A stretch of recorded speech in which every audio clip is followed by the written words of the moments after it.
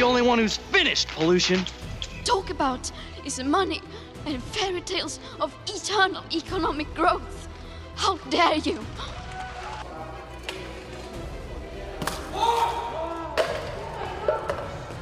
Wind turbine blades were almost impossible to recycle. The entire North Polar ice cap during some of the summer months could be completely ice-free within the next 5 to 7 years.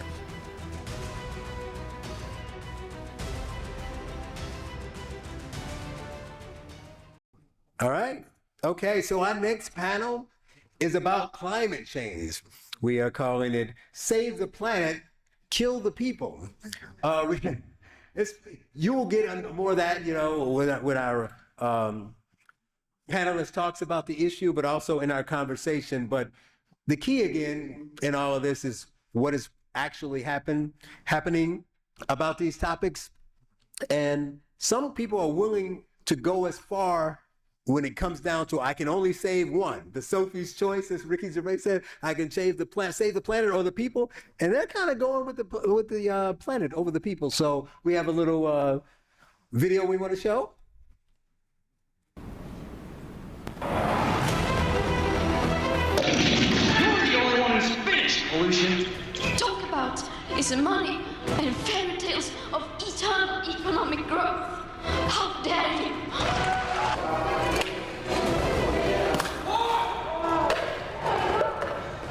Wind turbine blades were almost impossible to recycle. The entire North Polar ice cap during some of the summer months could be completely ice-free within the next 5 to 7 years. Look at there, that was our 43rd president. So giving us summation of the climate issue here today is Mark Morano. He serves as the executive editor and chief correspondent for CFAC's award-winning ClimateDepot.com, a news and information service he founded in 2009. He is the author of The Great Reset, Global Elites and the Permanent Lockdown, Green Fraud, Why the Green New Deal is Even Worse Than You Think, and we think is pretty bad, and The Politically Incorrect Guide to Climate Change. He is also the award-winning producer, writer, and host of Climate Hustle, a film released in 2016 to hundreds of US theaters. And we talked about the entertainment before, how difficult that is if you don't have the right narrative. So good for him for getting that done. And Climate Hustle 2 in 2020. Mark Morano. He's going to give us a little slideshow before he and I have a conversation on climate. Thank you very much, Charles. Take it away. Thank you very much. If I can have the PowerPoint up. Thank you for the Vision Summit for giving me this opportunity. I'm going to do a little PowerPoint, give you an idea, get you up to speed on how identity politics has invaded the climate debate, but I'm also going to give you a little bit of update on the science and what the whole issue is about. So if we have the PowerPoint up. I used to work in the US Senate Environment and Public Works Committee, and I worked for the Republican side. I was the director of communication, but also worked on their climate research. So I was the one collected over 400 scientists named who dissented on man-made global warming. And as Charles mentioned, I did the film in 2020, Climate Hustle 2, which is the most recent. We did Climate Hustle 1, featuring Kevin Sorbo, who was mentioned earlier and showed in a clip. He was the host of it, did a fantastic job. We covered the climate change religion issue, climate change indoctrinating kids, climate change and the entire control agenda, which led to the Great Reset. Okay, so this is Wokeism, that's my name, CFAC's Climate Depot. My book is The Great Reset, former staff of the US Environment. Those are the two books. Green Fraud, I have a whole chapter devoted to identity politics invading the science world, and I'm going to go through some of that here in a moment. This is just a little bit about who I am. That's me smoking a vape cigar on Jesse Waters down in the lower right. That's me debating Bill Nye, the science guy, on CNN. And the one with the wanted poster is in the streets of Paris. I think that might be urine on the sidewalk. But right the day of our first film release, we had a premiere at the UN Paris Climate Agreement at a local movie theater near the summit. We had wanted posters for me placed all over the streets of Paris, and that's an example for being a, quote, climate criminal, or criminal du climate. And other pictures there is me shredding the UN Paris Agreement with a Trump MAGA hat, in November 2016, right after he won, and that's the armed UN climate cop up there with Trump in the background and me in the red hat, escorting me out into the desert of Morocco. This was in Marrakesh, Morocco. Okay, so to start with, just to let you know, the climate is not the environment. The environment in the United States, even the World Health Organization says the U.S. is one of the cleanest environments in the world. And since the first Earth Day, we have radically improved our air and water quality while enjoying huge economic growth, population expansion. We've done it through technology. We're leading the world in reducing CO2 emissions, if that's what your concern is. We did it through technological breakthroughs, through fracking, natural gas replacing coal. So that is one of the key issues. Next point. Gore only told part of the story about CO2, and this is interesting because he did this to scare you. He's up there on his scissors, I guess is what they're called, a little elevator, showing you the unprecedented CO2 levels. Well, what he left out was that if you go back in the geologic history of the Earth, we are in a CO2 famine, and that's where we are right now. That's what Gore tried to get up on the little elevator to scare you about. He cherry-picked a little episode in geologic time and made it look unprecedented, when the only thing really unprecedented is its extremely low levels of CO2. This is actually a U.S. government chart, the National Oceanic Atmospheric Administration, and you can see this is temperatures. And look at where we are now. We're in the blue period right there, and this is on our U.S. government website. Joe Biden administration. Joe Biden is a climate denier, his administration, because this is still up on government websites showing you that we are nowhere near the planet having a fever. Past temperatures much too warm for ice at either pole. We're in the 10% coldest period of the Earth, geologically speaking. 90% of Earth's history was too warm to have ice at either pole. 90% of Earth's history had much higher CO2 levels. And so what they try to do is they claim that you can have a UN climate agreement and will stop hurricanes and floods and tornadoes. This is showing every agreement from 1992, when Republican President George H.W. Bush got us in this mess at the Rio Earth Summit, all the way through Kyoto, Copenhagen, Paris. Carbon dioxide has continued to rise, regardless of how much money and power we give to the United Nations. Their goal is very simple. This is a Rutgers University professor. To save the climate, we have to give up constant electricity. Now, I've been to Brazil. They have diesel generators. You have electricity in certain towns from 8 in the morning to 6 at night, and then it's cut off and you're in the dark till the next morning. They want to revert back that way because we're facing an alleged climate emergency. The UK power chief on the right there is saying constant electricity at home is ending. The LA Times, this is just from August of this year, would an occasional blackout help solve climate change? They're advocating for you to lose constant electricity and have blackouts in order to meet our United Nations net zero climate goals. So here's some examples here. We'll have some fun with this. The climate science and science in general go woke. Here's some examples. First of all, Warren Buffett and Bill Gates fund this domestic chaos. The Gates Foundation bankrolls the teaching of critical race theory around the country, including the idea that math is inherently racist. The Gates Foundation offers Gender Identity Toolbox, which asserts gender is the result of socially, culturally constructed ideas. This is according to Peter Flaherty, who was literally arrested for pointing this out at a Warren Buffett investor meeting this year. Warren Buffett and Bill Gates. Warren Buffett has donated tens of billions of dollars to the Bill and Melinda Gates Foundation. As Bill Gates explained, although the company bears our name, the Gates Foundation, basically half the resources come from Warren Buffett. So were you aware that Warren Buffett is one of the biggest woke investors in the world, and Bill Gates right along with it? I wasn't until this year. The wacky world of woke climate. Toxic masculinity could be the reason for climate change, according to Forbes magazine. NASA scientist Kate Marvel links climate change to white supremacy. We'll never head off catastrophe without dismantling white supremacy.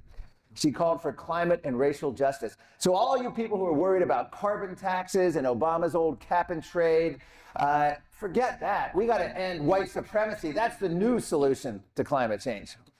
This is the Canadian National Observer. White men are super spreaders of climate denialism.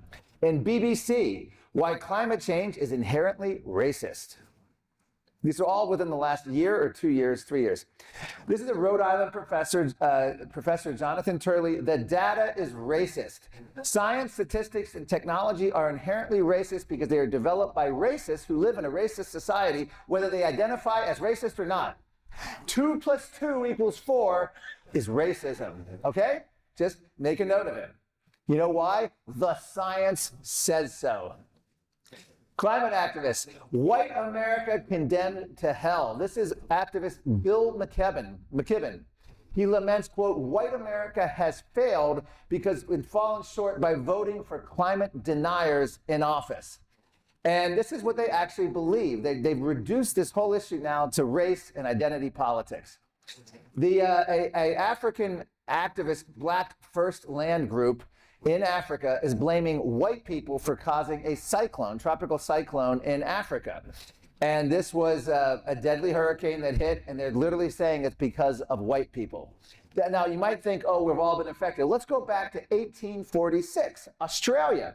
The Aborigines, not making this up, this was in the Australian newspaper, this actual screenshot, blamed the bad climate on the introduction of the white man in Australia.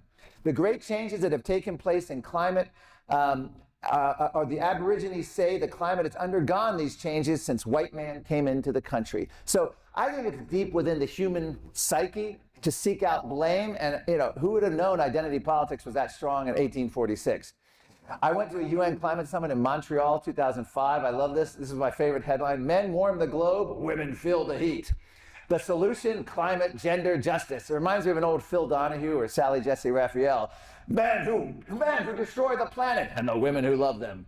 And I interviewed, they literally, these people give whole studies. This is what your children are being taught throughout academia. Whole idea of climate, gender, justice. The National Academy of Sciences made it official. Blame white people. White people are the cause of pollution in Black and Hispanic communities. And by the way, I interviewed activists down in Louisiana at chemical plants. It turns out the whole idea of environmental justice, when you're talking about it, these plants didn't exist. They usually just seek the cheapest land. It's not like they go on based completely, it's not based on race.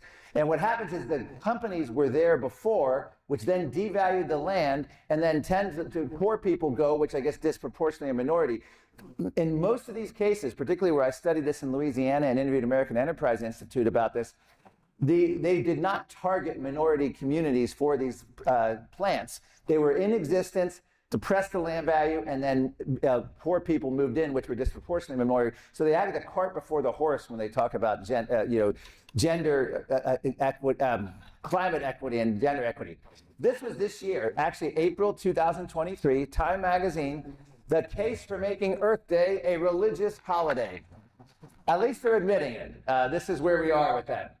The Washington Post theologian, Susan Brooks Thistlethwaite, urged us to, quote, to repent for the sin of causing a typhoon due to the moral evil of climate change denial. And she talked about the suffering and sin of climate change denial. This was on the pages of the Washington Post. Burn in hell, the New York Times, Paul Krugman said those who deny global warming, and I quote on the pages of the New York Times, may you be punished in the afterlife for doing so. Who knew the New York Times even believed in an afterlife? But they do. They're willing to make an exception for climate deniers. Calls climate denial an almost inconceivable sin. They actually believe in sin and hell.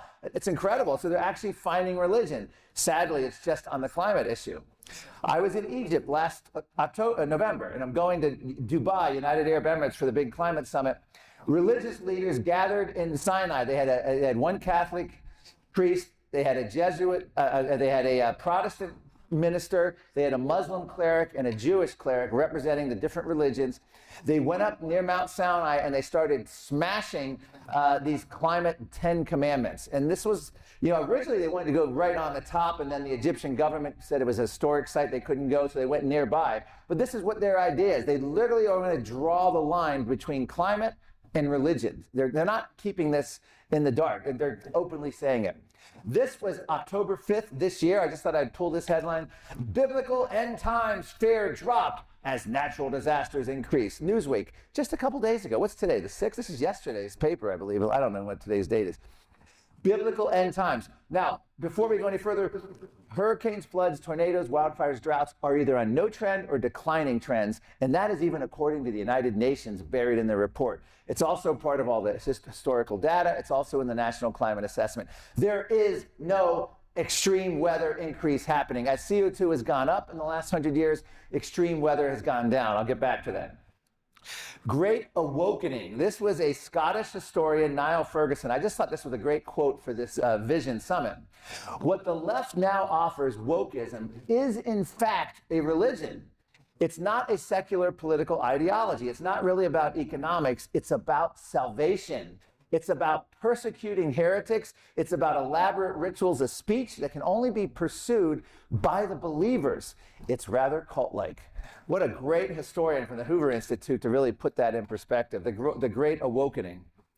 You can be diagnosed, this is how insane this religion has become. A doctor in 2021 in British Columbia diagnosed the first medically diagnosed patient as suffering from climate change. She had a heat stroke. This doctor, this is from a major hospital in British Columbia. They then formed a doctors group of at least 35 doctors. It's spreading globally. Medical professionals are now diagnosing people as suffering from climate change, which is good, because wait till you see the next panel. You can now die from climate change. There's a whole movement in peer review coming from Australia to add climate change as a cause of death on your death certificate. Is anyone getting a vision of the old CNN COVID death tolls? Did they die with climate change or because of climate change? The reality, of course, destroys this claim, and this is readily available government data. 99% drop in climate-related deaths since 1920. And they're going to tell us that the weather's getting worse and we're all going to die. We have fossil fuels, we have wealth, we have technology, we have early warning systems. We have done more to prevent bad weather deaths than any society in the history of the planet. And they want to take away the tools that we used, which is fossil fuels. You are the carbon they want to eliminate. The New York Times Magazine, New Yorker, profiled the founder of the voluntary human extinction movement. And I love their headline, Earth now has 8 billion humans. This man wishes there were none. Now, before you think he's Jeffrey Dahmer, he doesn't want to kill anyone. He just wants us to stop reproducing. So I'm sure that probably involves abortion, I would assume. So he probably does want to kill people. But he basically wants us to stop having kids and just die out as a species and leave the world to the reptiles, amphibians, and large game animals in Africa, I guess. Is having a baby pure environmental vandalism? So asks our pop culture-focused Vogue magazine. How many people in this room have engaged in environmental vandalism by having children? Okay. Few of you. So that's really bad. I mean, the sin of climate denial. You may be punished in the afterlife, according to the New York Times. Well, if you do have kids, at least make sure you only have short ones. I'm not making this up. Earlier this year, New York Times, there's never been a better time to be short. They're urging you, the hallowed pages of the New York Times, the gray lady of record, mate with shorter people for a greener planet to save the planet by shrinking the needs of subsequent generations. And you can see they even have a little graphic. That's the New York Times graphic showing people shrinking. You can laugh, but there's a man, an NYU professor, who wants to genetically modify us to shorten us. He wants to put a meat patch on our arms so we won't eat meat, like a nicotine patch. He wants to genetically modify children and put in stuff to inhibit their growth plates, very similar to inhibiting their puberty and other puberty type blockers, except this is to inhibit their weight and height so that they're less carbon intensive for the earth. Frightening stuff. We could have laughed about it 10 years ago. Now it's pretty darn scary. The solution, if this is according to Vice magazine from 2 years ago, if everyone tripped on psychedelics, we'd do more about climate change. In the 1960s and 70s, frequent use of psychedelic drugs coincided with widespread environmental movements. So you see, that's all we have to do. If you guys are climate deniers, if you don't support this whole agenda, if you started taking boatloads of psychedelics, kind of like Timothy Leary or Abby Hoffman, you would be much more compliant and probably in agreement with this agenda.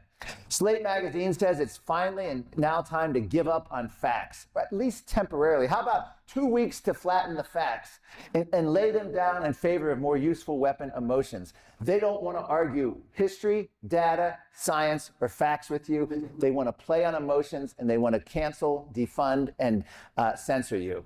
So with that, if you're speechless because of all that, well, what can I say? Climate change is the cause of your speechlessness. Climate change is accelerating language loss. This is the science. You can't argue with it. So with that, I just wanted to give that, lay down that presentation, and I'll be happy to talk now. That's how you can reach me. Thank you very much.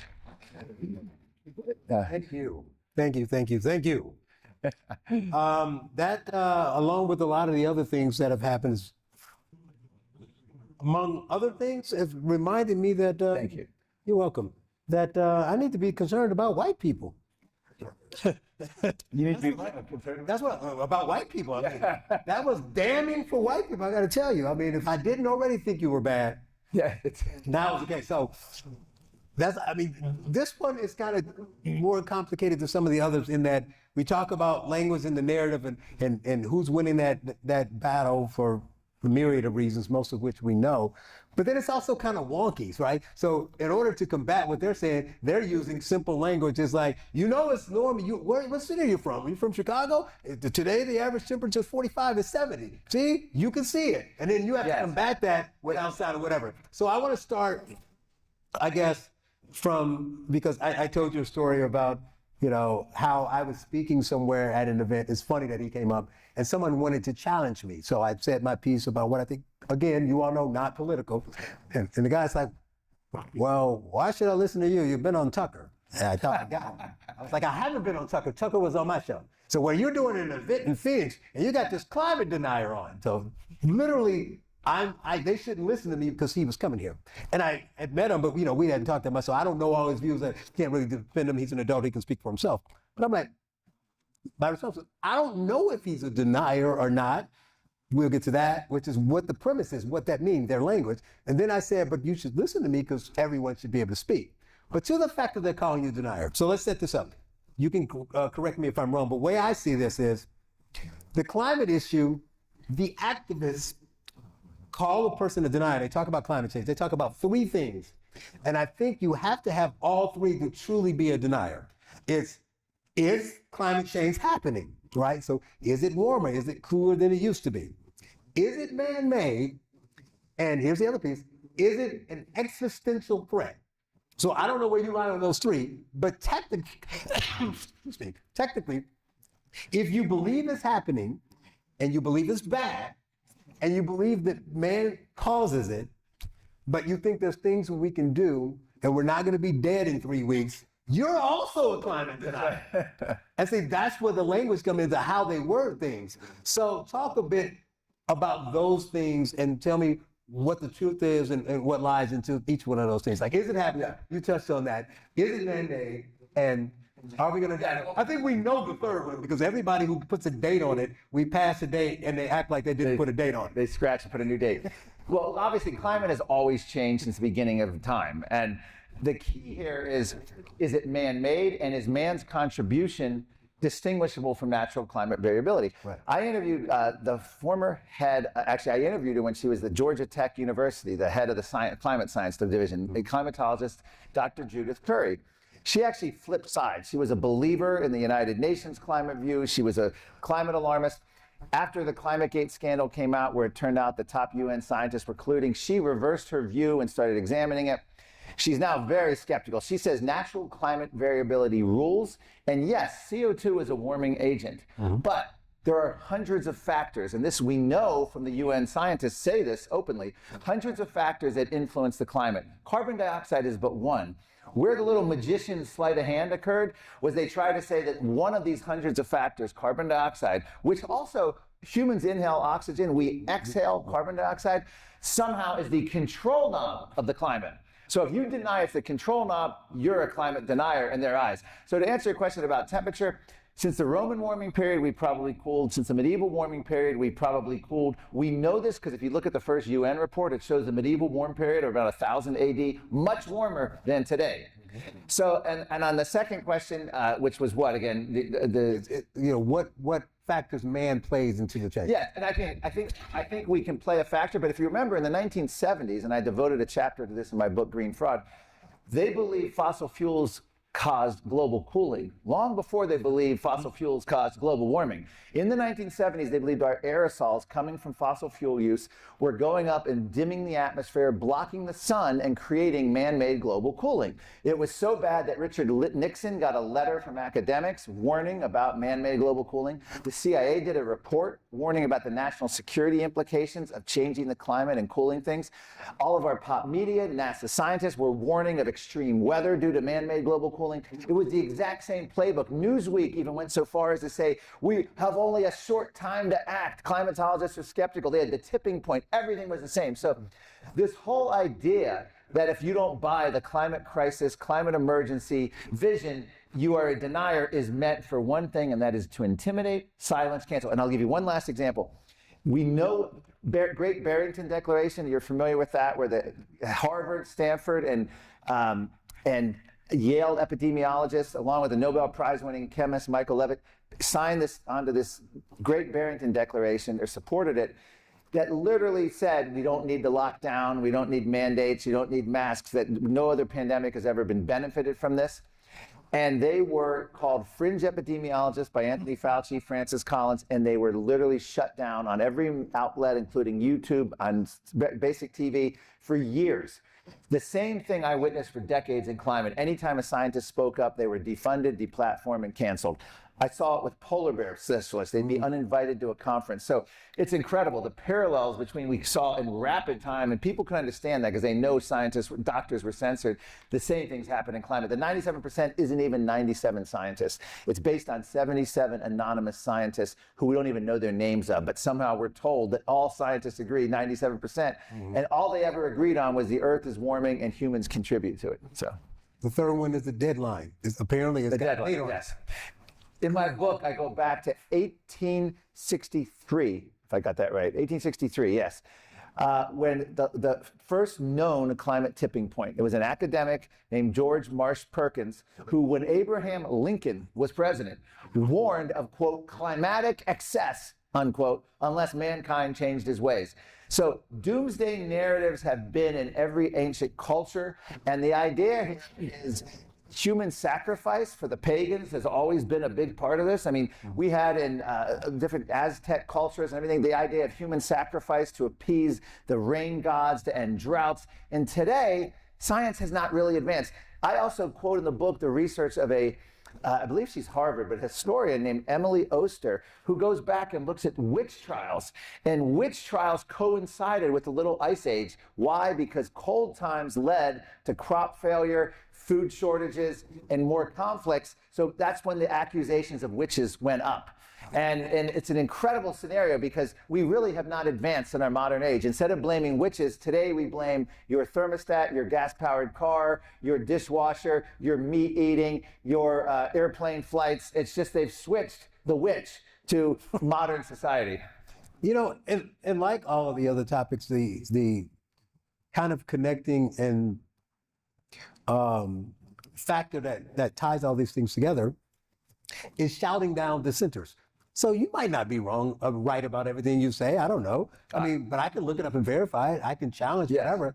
But it's the fact that, you know, they put a label on it. They defund scientists. They deplatform them. They can't get their research done. So it's like, don't even hear what they say. Yes. And then they amplify another side. How do we learn and fix anything if we do that? That I think is the problem.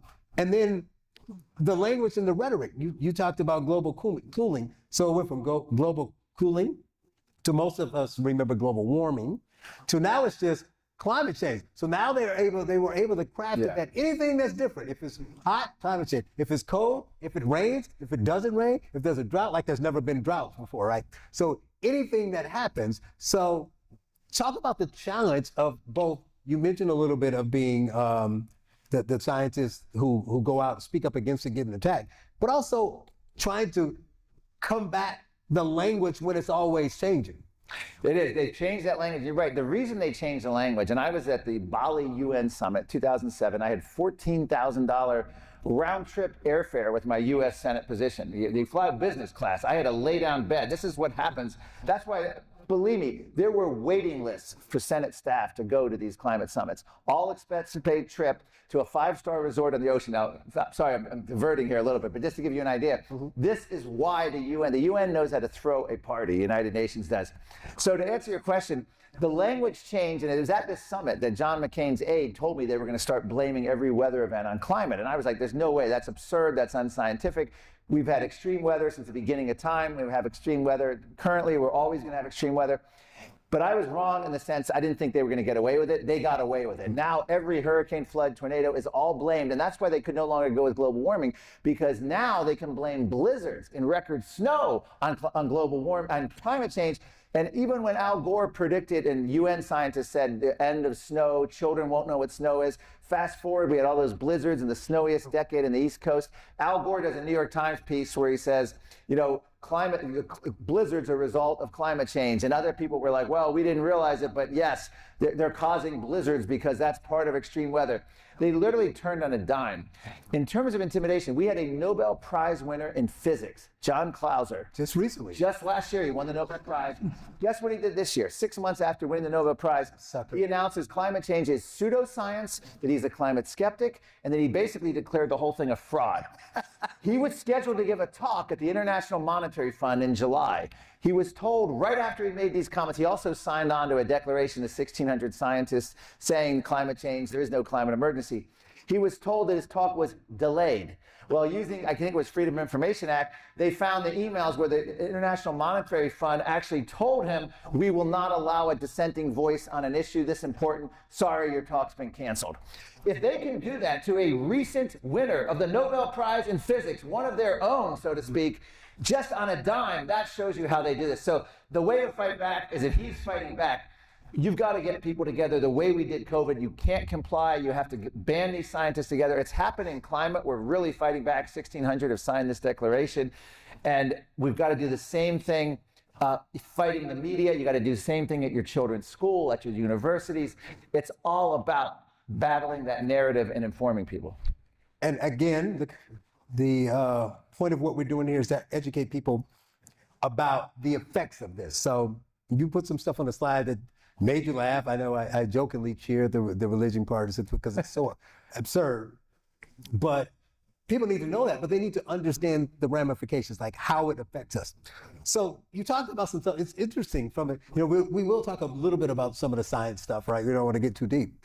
But it is interesting how just the nature of things are complicated. They're not simple. How on the one hand, it's the data shows one thing, and then on the other hand, depending on how you look at it, like, because I'm not a scientist or a numbers guy, and I'm like, yeah, you could look at statistics, but if you don't have the proper controls, then it's garbage in and garbage out. You're using bad information, so you got an answer, but it's based on nothing. So I say that because, so they talk about the dangers of it, right? But you said there's data that shows fewer people die. But then they'll say, yes, but it may be fewer of them, but they say they're more intense. But they died much more deadly. I don't know how you die. Right. The snow is harder when it hits the ground. But there's other factors beyond just the science of what the climate does to this. So for instance, they're ignoring the fact that you live in an area, even in Phoenix, I don't know what it's like because I didn't grow up here, but the Midwest, New York, all these places. So climate has existed for thousands of years, right? It's not like it's just last year. So if you just go back 4 or 5 centuries, so there was a hurricane or whatever event in an area, and you have to look at how many people live there. So of course the deaths and the damage are going to change when it happened with whatever intensity in an area where 1,000 people live.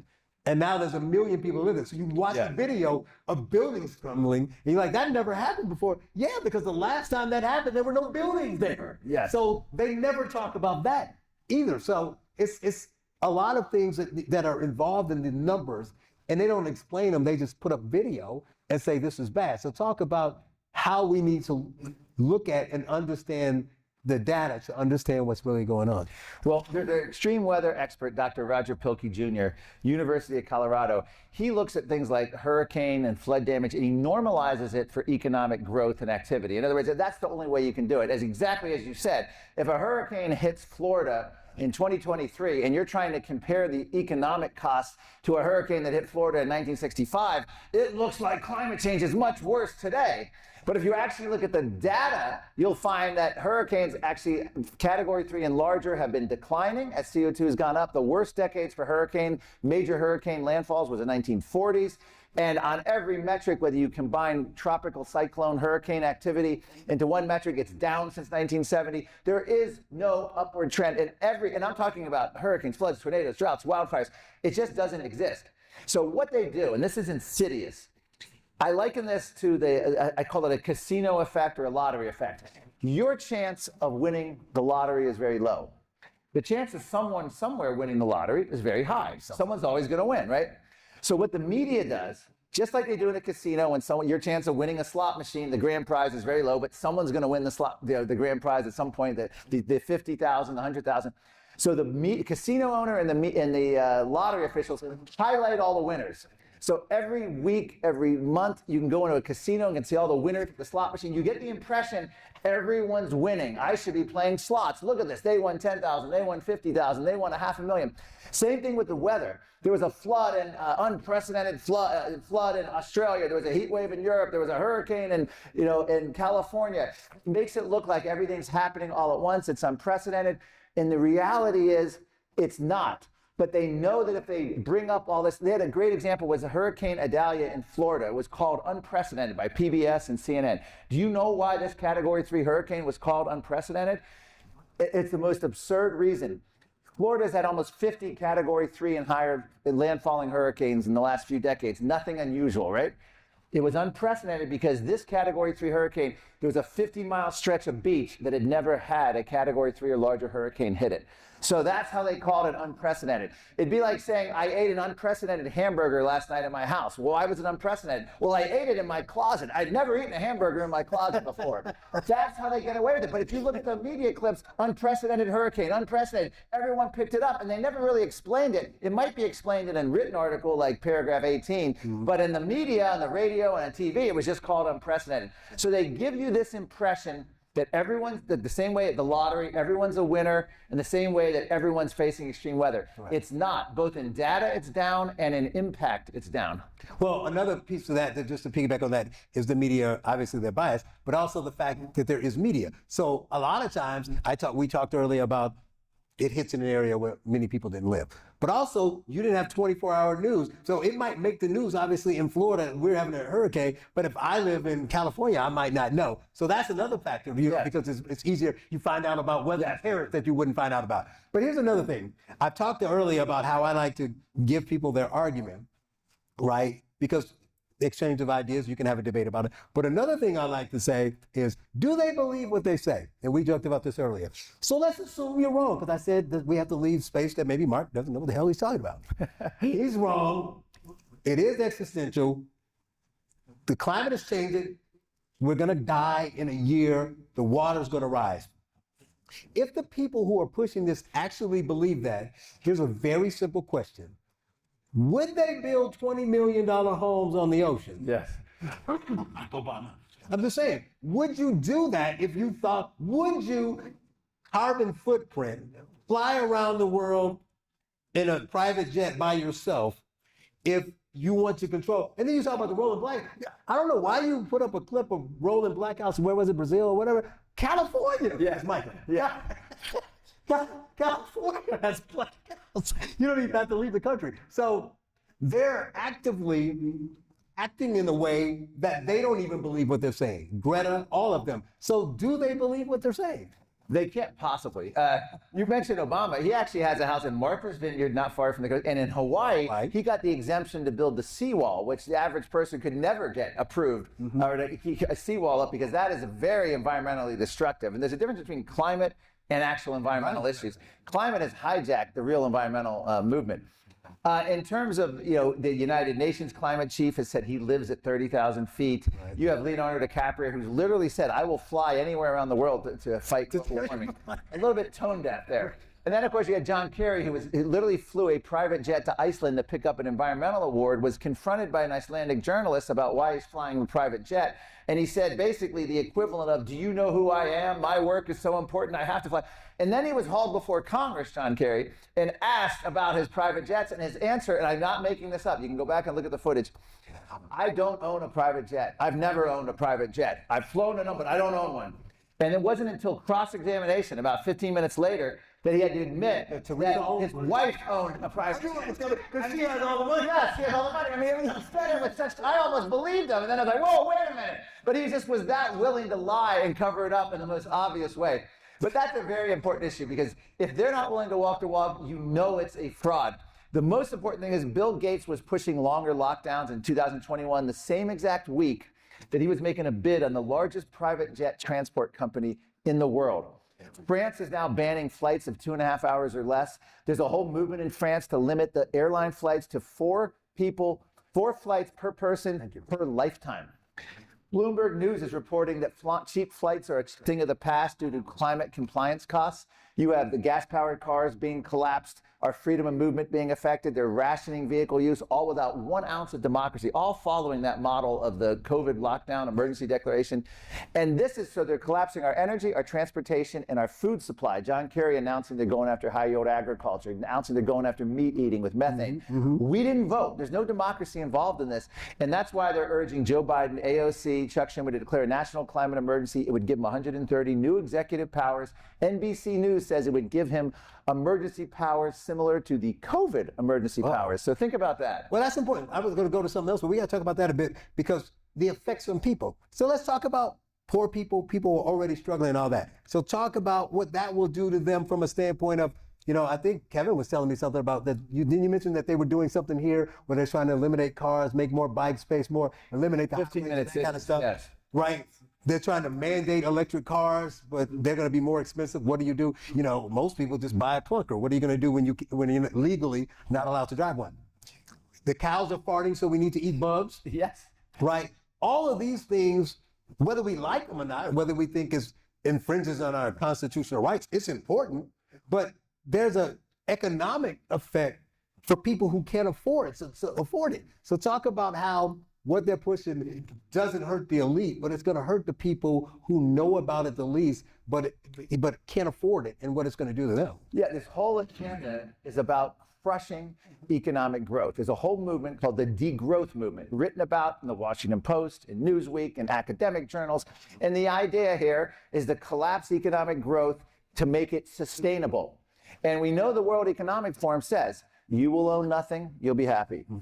You will have no privacy, you'll be happy.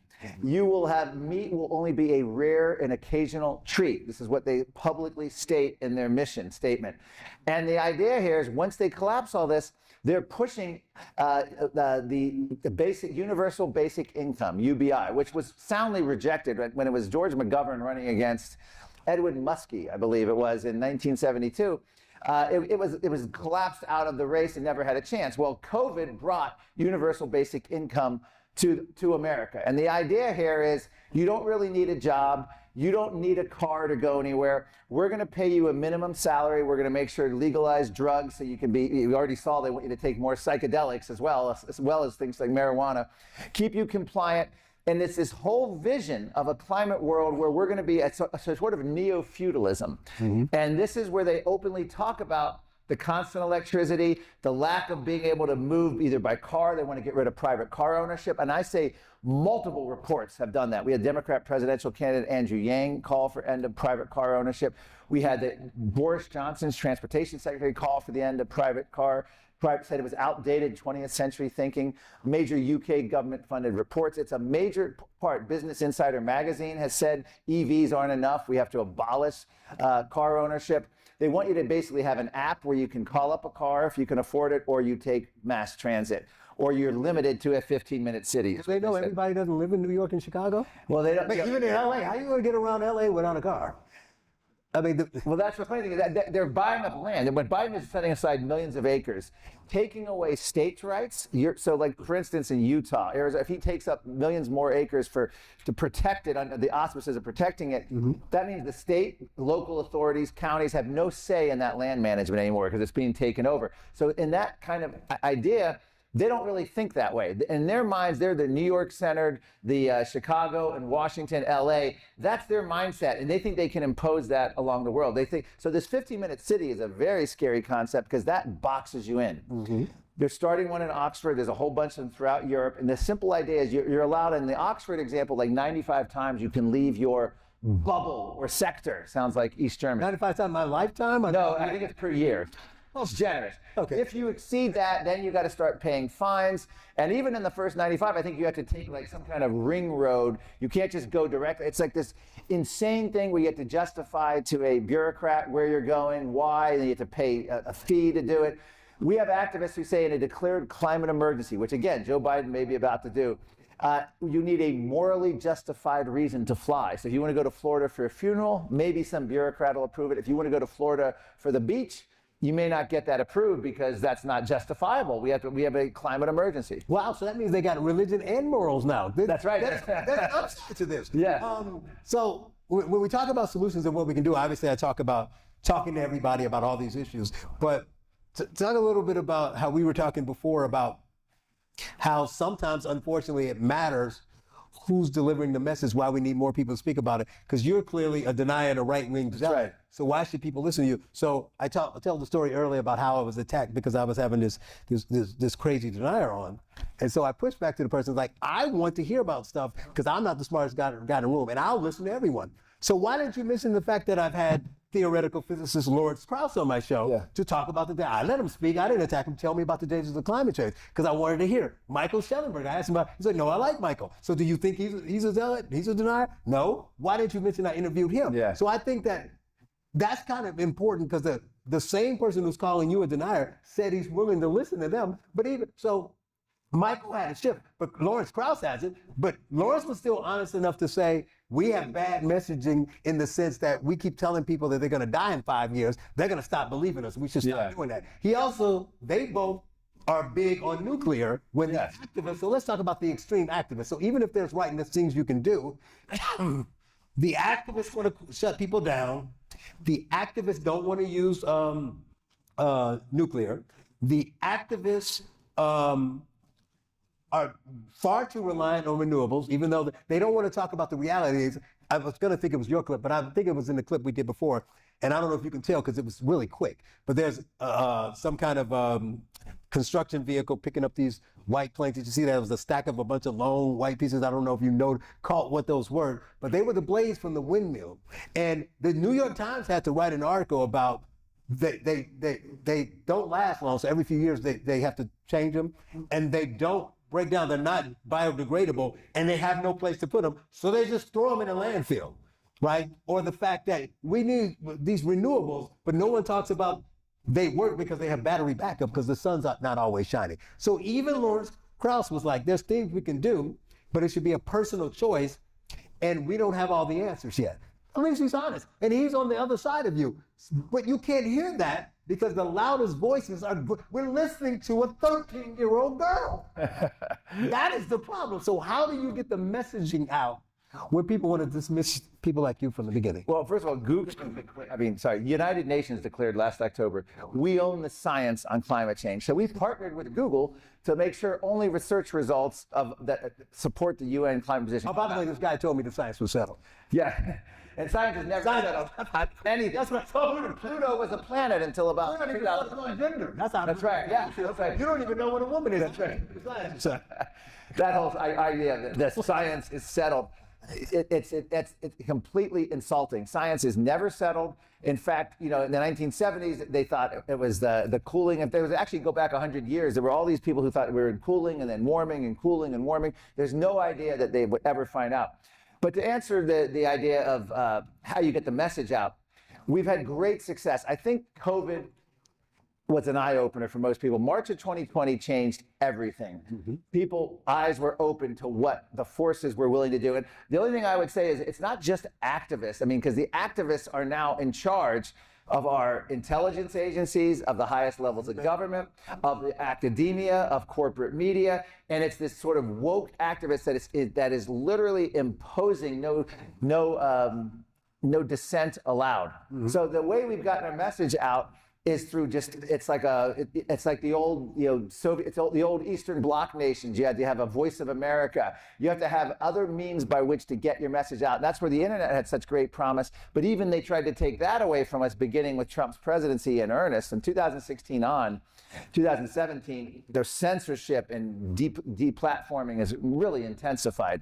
And so the way we get the message out now, though, is it's still through mostly social media and alternative media. And there is still pockets of Fox News. Like mainline Fox News is going to be, their corporate is not much different than, say, the UK Guardian. Like if you saw the Republican debate, they were working with people, they had Telemundo, I mean, they're really promoting it. But the primetime shows, morning shows, but you have Newsmax, you have One America, you have Real America's Voice, you have talk radio. So those avenues of getting information out along with the internet are still critically important. And I think what's happening is people after COVID realize that just because you disagree with an official narrative of the United States government doesn't mean you've been misinformed. Imagine if the left felt that way about Vietnam. The Pentagon Papers come out, Daniel Ellsberg, 1971. Oh, well, Facebook says that they're misinformed because the Pentagon says that Vietnam War is going great. You know, liberals would never have accepted that. They fought the power. Now the liberals are the power, so they want to be crushing dissent. Well, obviously there's concern because these two questions are the same, ironically. Okay. And they want to know, this is an interesting one, can the government manipulate the weather, and is that something we should be concerned about? Great question. If you go to Climate Depot, look up control weather or look up cloud seeding. CBS News featured a NYU physicist on who openly talked about weather modification since the 1960s done by the U.S. intelligence agencies. He openly talked about how we made monsoon rains to flush out the Viet Cong in Vietnam in the 1960s. And then you have Ginger Z, the ABC News meteorologist, went on The View with Whoopi Goldberg, talking about 12 states. I'm not sure if Arizona was one doing cloud seeding, trying to get rain. You have China has a Department of Weather modification, bragging about creating snowstorms and changing weather patterns. Russia has been doing the same thing. John Brennan, the former CIA official, literally has given speeches about how the intelligence agencies can weaponize weather. So the question is, government is eager, investing, trying to do it. The question is, how successful have they been? That's more of an open question. It's very hard to tell because you can't get solid information. But in addition to that, Bill Gates is funding billions of dollars through Harvard University to put chemicals in the sky to block the sun so that we can cool the atmosphere. Basically, he wants to go back to the same premise of the 1970s where they thought our fossil fuel emissions were blocking the sun, creating global dimming. Bill Gates wants to inject aerosols in the atmosphere now and block the sun to cool off the earth. And what even they call risky experimental, but they're basically using it as a lever of control by saying, we're going to do this risky experiment on the atmosphere unless you go along with the Green New Deal and unless you get rid of your SUV and stop driving and stop flying and stop eating meat and stop using gas stoves and stop eating pizza made from a wood oven as they're trying to ban in New York City. Right. That's not right. I thought aerosols were bad. That's right. It all depends on what political agenda. And who's doing it? Yes. So here's a question I think of. I mean, I read the bio of what you do, but this might be interesting. I don't know the answer, but how'd you get so into the whole climate issue? Good question. I started out as a Ronald Reagan volunteer at his campaign headquarters in 1980 for when he's running for president, and I did the media. They had reel-to-reel tape recorder. I called up radio stations and I said, Governor Reagan has made a comment today about his tax cuts. Would you like a soundbite? And I'd play the reel-to-reel over these old, clunky devices. I always called myself a Republican except on environmental issues because I was always caught up in the National Geographic. I watched the Cosmos series. I was always into all those environmental. So I always didn't like Reagan's Interior Secretary. I didn't like the road building they were doing in national forests. And I always wanted to be a forest ranger. So I was, as a young person, drawn to environmentalism. It wasn't until later, and I would say the Rio Earth Summit, when I got politicized with it, when I realized that I was listening to Dixie Relay, who was a nuclear physicist who went down to Rio reporting on the Amazon being the most intact forest and all the environmental exaggerations they were doing for political reasons. That's when I started examining environmental issues, and I ended up working on that in the 90s, did a documentary on it. I worked for Rush Limbaugh, the television show, actually, from 1992 to 1996, covering animal rights marches and Earth Day marches for him. Had a lot of fun. I interviewed people who believed they wanted to prevent roadkill on the side of the road, so they wanted to put a moratorium on all new road building. I thought that was radical, but at least he didn't want to remove existing roads. But I did this for Rush Limbaugh. Anyway, to answer your question simply, I was a believer in this to a large extent until the early 90s, and then by the time climate came along later in the 90s for me, I was already skeptical of it. And I became an investigative journalist on environmental issues. So I did stories on wetlands and property rights and endangered species and agriculture, and the documentary on the Amazon rainforest was a real eye-opener for me, because even left-wing environmentalists were talking about how all the exaggerations were destroying the actual concern. Well, I want to end on that then, because that's important. I did not know that. It's interesting because, obviously I told you talking to Michael Schellenberger was good, because people assume, because of your views on climate, like you said yourself, climate and environment is different. So talk about that difference. Talk about the importance of environment and how it does matter, but what they're doing is not helping it. And then on the side note, about the hubris of what they're doing to poor people in third world countries around the world. We didn't talk about that. We didn't, How, whatever you think about the fossil fuels and the climate, we became this tiny new country, became a superpower because of the Industrial Revolution. Yes. And now we're snobbish. We're turning to people who are dying and can't feed their family and saying, we like the environment, so you can't pull yourself out of poverty the way we did. So let's end on that. Yeah, 1 billion people don't have adequate running water, electricity. They're in energy poverty in Africa, South America, and Asia. We have the United Nations with a United Nations Climate Fund, which thankfully is coming up short with all these countries made pledges to give hundreds of billions of dollars. There's not enough money, they claim. But I talked to a South African development activist at one of the Earth summits, one of the climate summits, and he said this UN money practically goes to the countries where the leaders are best able to keep their citizens locked in poverty.